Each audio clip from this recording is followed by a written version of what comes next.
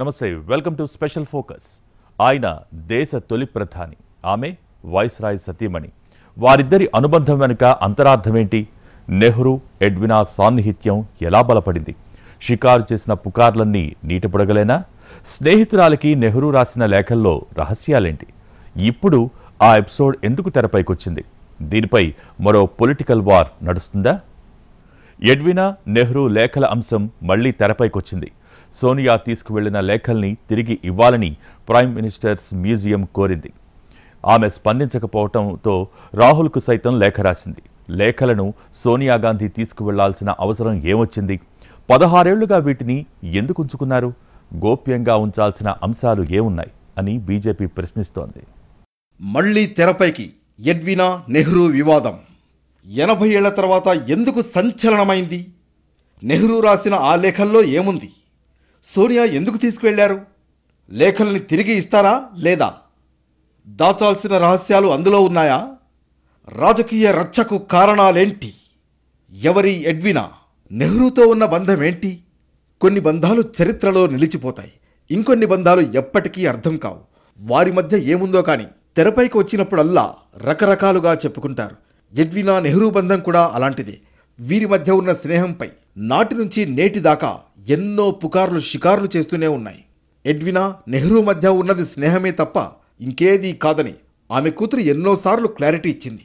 అయినా దేశ తొలి ప్రధాని జవహర్లాల్ నెహ్రూ బ్రిటిష్ చివరి వైస్రాయ్ లార్డ్ లూయిస్ మౌంట్ బాటన్ సతీమణి ఎడ్వినా మౌంట్ బాటన్తో సన్నిహితంగా మెలిగారన్న చర్చ తరచుగా వినిపిస్తూనే ఉంటుంది.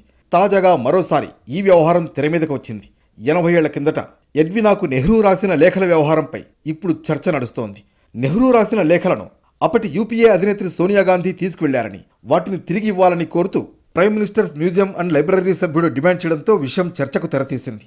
అదే సమయంలో కాంగ్రెస్ వర్సెస్ బీజేపీ మధ్య రాజకీయ రచ్చ మొదలైంది. ఉద్దేశపూర్వకంగానే నెహ్రూ రాసిన లేఖల్ని దాచిపెడుతున్నారని బీజేపీ నేతలు విమర్శిస్తున్నారు. తొలి ప్రధాని Jawaharlal Nehru, Edwina Mountbatten, Jayaprakash Narayan, Albert Einstein మొదలైన వారికి వ్యక్తిగతంగా అప్పట్లో లేఖలు రాశారు. ఇది జరిగి 80 ఏళ్లు గడిచాయి. వీటిలో ఎడ్వినాకు రాసిన లేఖలు ఎప్పుడూ చర్చకు వస్తూనే ఉన్నాయి. వీరి మధ్య ప్రేమాయణం సాగిందన్న పుకార్లు కూడా ఉన్నాయి. ఈ లేఖలు 2008 వరకు ప్రైమ్ మినిస్టర్స్ మ్యూజియం అండ్ లైబ్రరీలో భద్రంగా ఉన్నాయి. ఆ తర్వాత 51 ట్రంక్ పెట్టెల్లో ఉన్న ఆ లేఖలను కేంద్రంలో యూపీఏ కూటమి అధికారంలో ఉన్నప్పుడు సోనియా గాంధీ తన నివాసానికి తరలించారు. ఇందుకోసం ఆమె ఒక సహాయకుడిని కూడా నియమించుకున్నారన్న విమర్శలు ఉన్నాయి. వీటిలో నెహ్రూ ఎడ్వినాకు రాసిన లేఖలు రాజకీయంగా చర్చకు తెరలేపాయి. సోనియా గాంధీ తీసుకువెళ్లిన సదరు లేఖలను తిరిగి ప్రైమ్ మినిస్టర్స్ మ్యూజియం అండ్ లైబ్రరీకి ఇవ్వాలని పీఎంఎంఎల్ సభ్యుడు, చరిత్రకారుడు రిజ్వాన్ ఖాద్రీ ఈ ఏడాది సెప్టెంబర్లో సోనియాకు లేఖ రాశారు. అయితే ఆమె స్పందించలేదు. దీంతో ఈ నెల 10న కాంగ్రెస్ అగ్రనేత రాహుల్కు ఆయన లేఖ సంధించారు.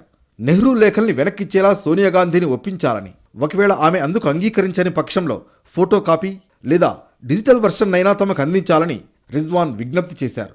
ఈ లేఖలు Edwina Mountbatten, Albert Einstein, Jayaprakash Narayan, Padmaja Naidu, Vijayalakshmi Pandit, Aruna Asaf Ali, Babu Jagjivan Ram, Govind Ballabh పంత్తో నెహ్రూ కమ్యూనికేషన్లకు సంబంధించినవని ఆయన చెప్పారు.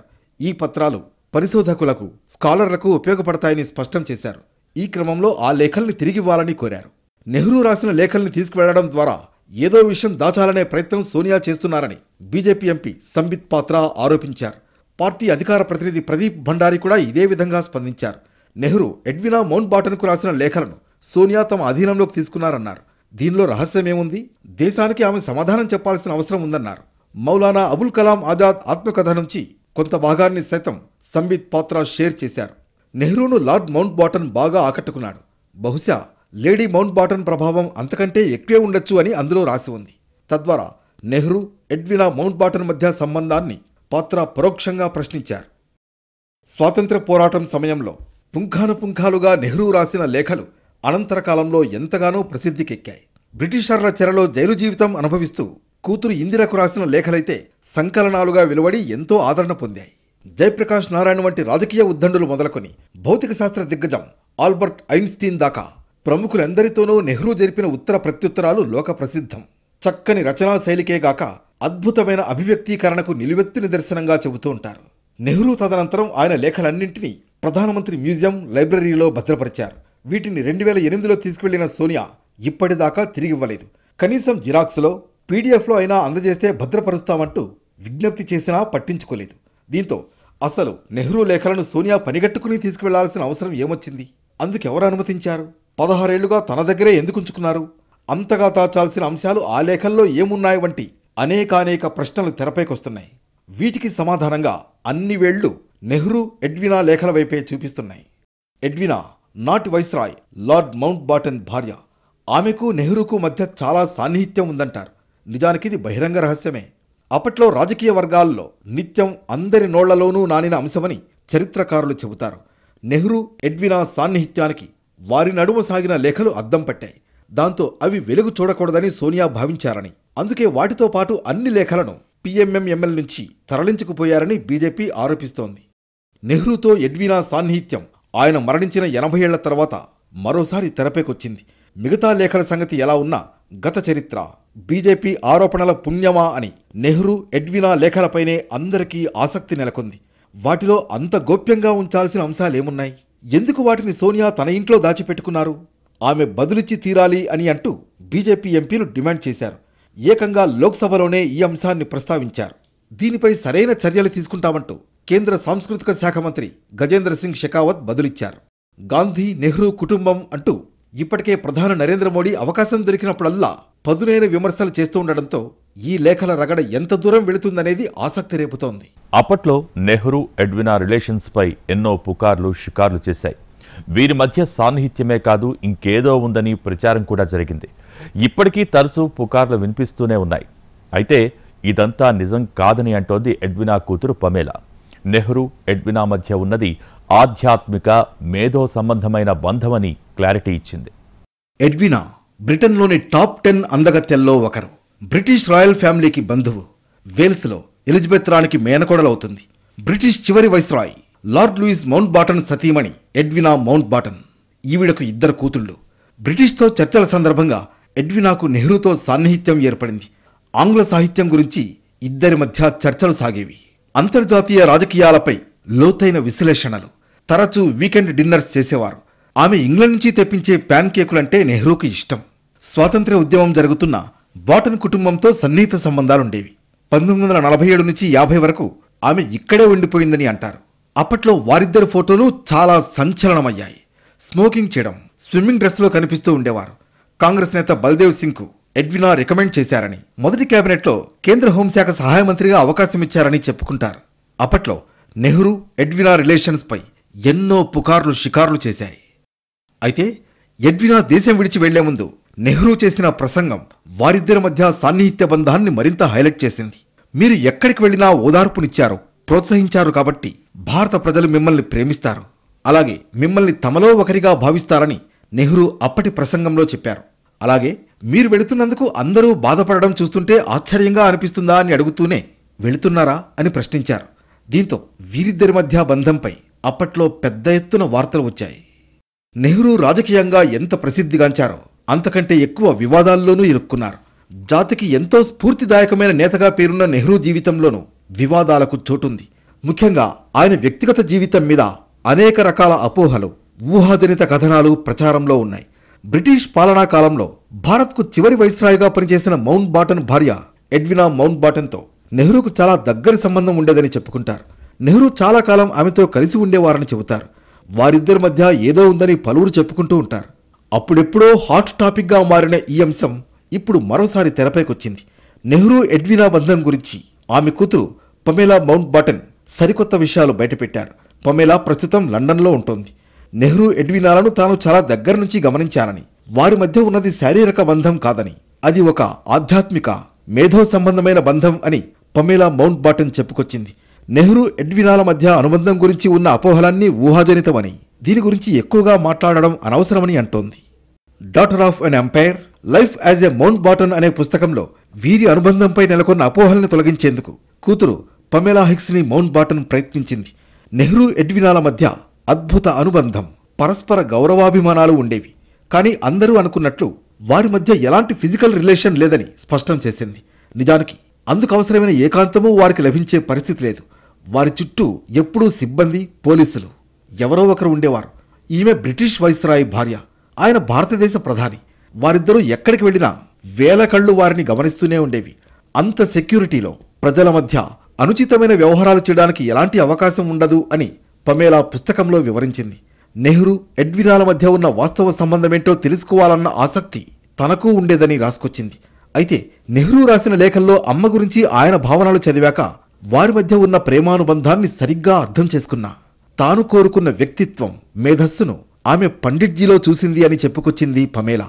భారత్ నుంచి వెళ్లిపోయే ముందు తనకిష్టమైన ఎమరాల్డ్ ఉంగరాన్ని నెహ్రూకివ్వాలని ఎడ్వినా అనుకుందని, నెహ్రూ అందుకు అంగీకరించారని తెలిసి ఆ ఉంగరాన్ని ఆయన కూతురు ఇందిరకిచ్చిందని పమేలా తెలిపింది. 1901లో పుట్టిన ఎడ్వినా 1960లో చనిపోయింది. 58 ఏళ్ల వయసులో స్ట్రోక్తో మలేషియాలో నిద్రలోనే తుదిశ్వాస విడిచింది. ఇక చైనా యుద్ధంలో భారత్ ఓటమి నెహ్రూను కుంగదీసింది. ఆ మనస్తాపంతోనే 1964లో చనిపోయారు. ఆయన కన్నా 4 ఏళ్ల ముందే ఎడ్వినా చనిపోయింది. ఇంతకీ నెహ్రూ రాసిన లేఖల్లో ఏముంది? సోనియా గాంధీ వెనక్కిస్తారా లేదా? అసలు ఆ లేఖల్లో రహస్యాలు ఉన్నాయా? దేశానికి సంబంధించిన సమాచారం ఉందా? బీజేపీ లేవనెత్తిన అభ్యంతరాలేంటి? బ్రిటిష్ రాజకుటుంబానికి చెందిన లార్డ్ మౌంట్ బాటన్, ఆయన సతీమణి ఎడ్వినా మౌంట్ బాటన్కు చెందిన డైరీలోని రహస్యాలను బహిర్గతపరచాలని బ్రిటిష్ రచయిత ఆండ్రూ లవ్నీ కోర్టుకెక్కారు.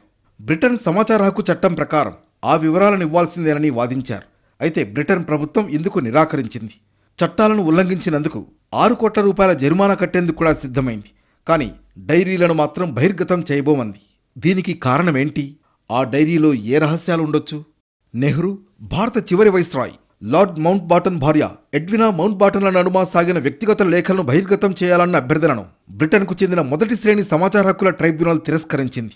లార్డ్ బ్రాబోన్ తరఫున ఈ లేఖలు, డైరీలను సౌథాంప్టన్ విశ్వవిద్యాలయం భౌతికంగా భద్రపరుస్తుందే తప్ప అందులోని సమాచారంపై వర్సిటీకి ఎలాంటి యాజమాన్య హక్కులు లేవని తేల్చి చెప్పింది.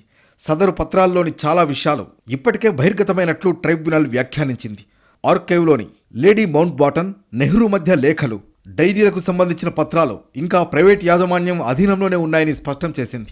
గోప్యంగా ఉంచాల్సిన ఆ దస్త్రాలను కొనుగోలు చేయాలని భావించిన తర్వాత ఆ నిర్ణయాన్ని వెనక్కి తీసుకున్నట్లు కమిషనర్ కార్యాలయానికి తెలిపింది.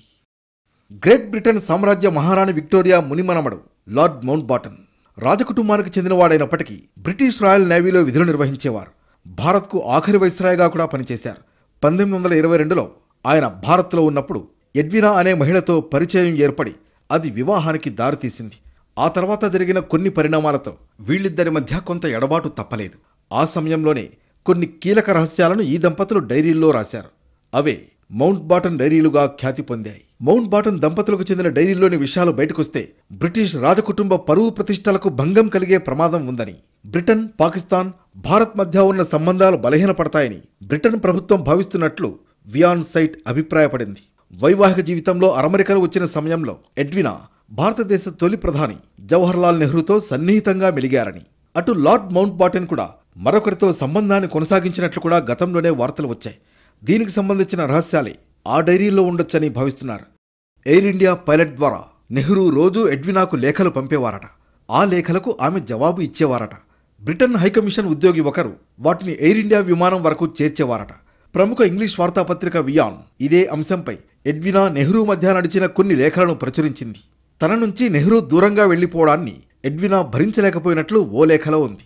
జీవితం ఎంతో నిరాసక్తమైనదని నెహ్రూ బదిలివ్వడం కూడా అందులో ఉంది. నెహ్రూ, ఎడ్వినా మధ్య నడిచిన లేఖలు ఇప్పుడెవరికీ అందుబాటులో లేవు. అయితే ఎడ్వినా కూతురు పమేలా హక్స్ తదితరులు వాటికి సంబంధించిన పలు విశేషాలను గతంలో పంచుకున్నారు.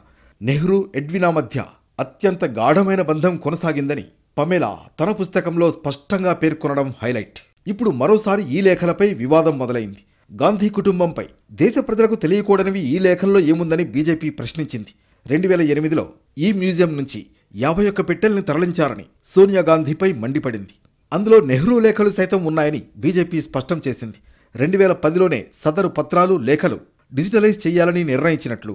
అయితే ఆ లేఖల్ని సోనియా గాంధీ ఎందుకు తొలగించారని బీజేపీ ప్రశ్నించింది. కాంగ్రెస్ పార్టీలో పారదర్శకత లేదని విమర్శించారు ఆ పార్టీ నేతలు. నెహ్రూ, లేడీ ఎడ్వినా మౌంట్ బాటన్తో పాటు ఇతరులకు పండిట్ నెహ్రూ ఏం రాశారో తెలుసుకునే హక్కు ప్రజలకు సైతం ఉందంటున్నారు. మొత్తానికి సోనియా లేఖలు వెనక్కిస్తారా లేదా? అందులో ఏముంది? అది ఆంగ్ల సాహిత్యానికి సంబంధించినదా, దేశానికి సంబంధించిన సమాచారం ఉందా అనేది హాట్ టాపిక్గా మారింది.